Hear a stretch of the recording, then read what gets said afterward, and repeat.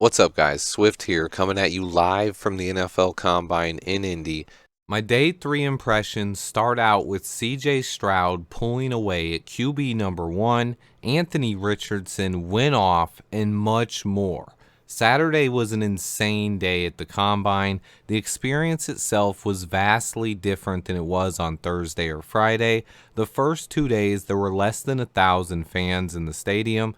We could move around, record stuff, get good angles, talk to people. Concession stands had no lines. You could see players walking around, NFL Network guys, etc. Saturday was completely different. It was like attending an NFL game where they have one concession stand and about 300 security guards directing traffic.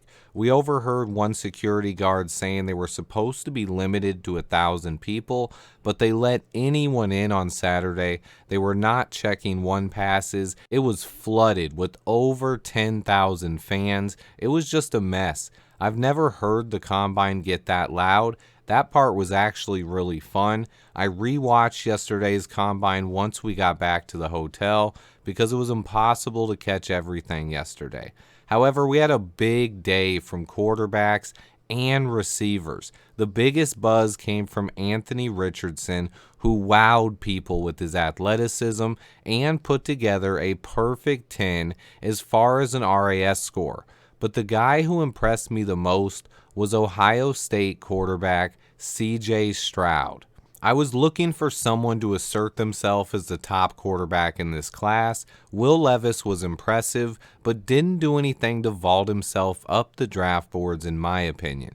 With Bryce Young opting to not work out and wait until his pro day, Saturday belonged to CJ Stroud. He was accurate and he flashed a cannon for an arm. He was easily the most impressive quarterback on the field all day long. I don't think there's any chance polls would take him over Justin Fields, but he was able to stand out and definitely improved his chances of going number 1 overall. He measured in at 6'3" and 214 pounds. Next up, Anthony Richardson has also generated a ton of buzz after wowing scouts at the Combine.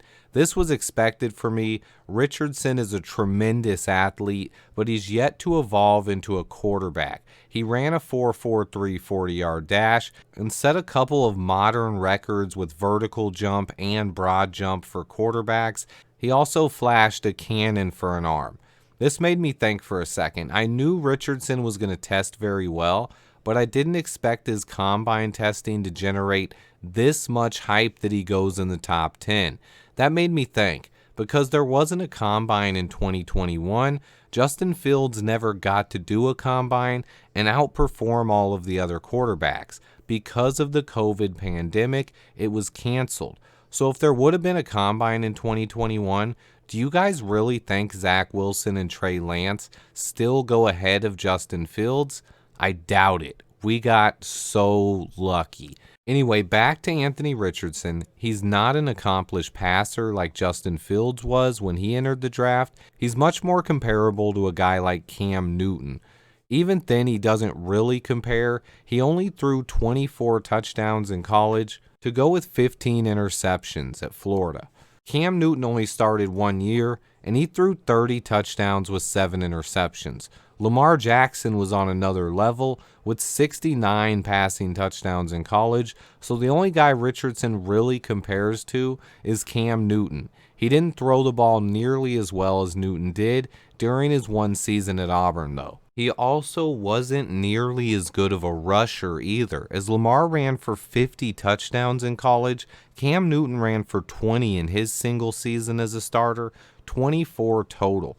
Richardson only had 9 rushing touchdowns this year and 5 in 2021. He's definitely more of a prospect than Cam Newton was and nowhere near as accomplished as Lamar Jackson.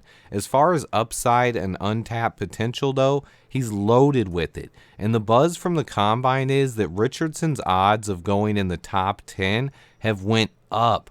All it takes is for one team to fall in love, and this is actually really good news for the Bears, especially if you're hoping for a double trade down. Having 4 quarterbacks that teams could want in the top 10 only increases the odds that Ryan Poles could find multiple draft partners and even move outside of the top 10. Okay, enough about the quarterbacks. Let's get to the wide receivers, where Jackson Smith-Njigba stood out for me again, even though he didn't run the 40-yard dash. Another guy I feel like that gets slept on is North Carolina's receiver, Josh Downs. I view him as a first-round pick, and his performance at the Combine only solidified that. Jalen Hyatt is one of two guys from Tennessee that I really like. I always thought he would have a great combine, and he did not disappoint. He ran a 4.4 40 and showed off a 40-inch vertical. He has a good chance of going in the first round, but I really like his teammate as well, Cedric Tillman, who ran in the 4.5s. He's a bigger-bodied possession receiver. He's a guy we could possibly get on day 2 of the NFL draft. And then I have to admit that tight ends seem like an afterthought on day 3 of the Combine workouts, as fans seemed to clear out and quiet down when tight ends took the field. One guy wowed everyone in attendance, though, and that was Georgia's Darnell Washington. He checked in at 6'7", 265 pounds, and he reminds me of what LeBron James would look like if he played in the NFL. He ran an impressive 4.65 40, and he had the largest wingspan in NFL history for a tight end. He also had the second longest broad jump and second fastest 40 ever timed for a tight end.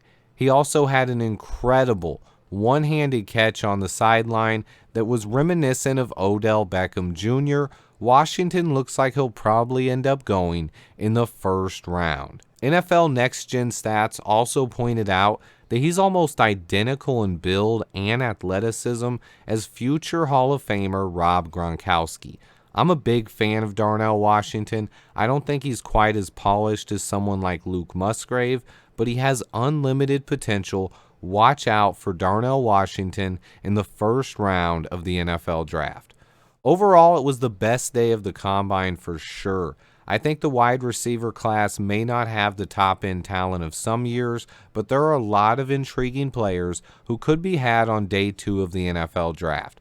I wish Bryce Young would have thrown, but him measuring in at 5'10", 204 pounds should give teams comparing him to Russell Wilson or Drew Brees some encouragement because he weighed in over 200 pounds. His pro day will be huge, as I think C.J. Stroud is currently the number 1 quarterback prospect after his combine performance left teams buzzing. I believe he did enough to convince a team to trade up for him, so all eyes will now be on the number 1 pick as we are now 1 week away from NFL free agency. It kicks off next Monday. Stay tuned, guys. I have so many more updates coming.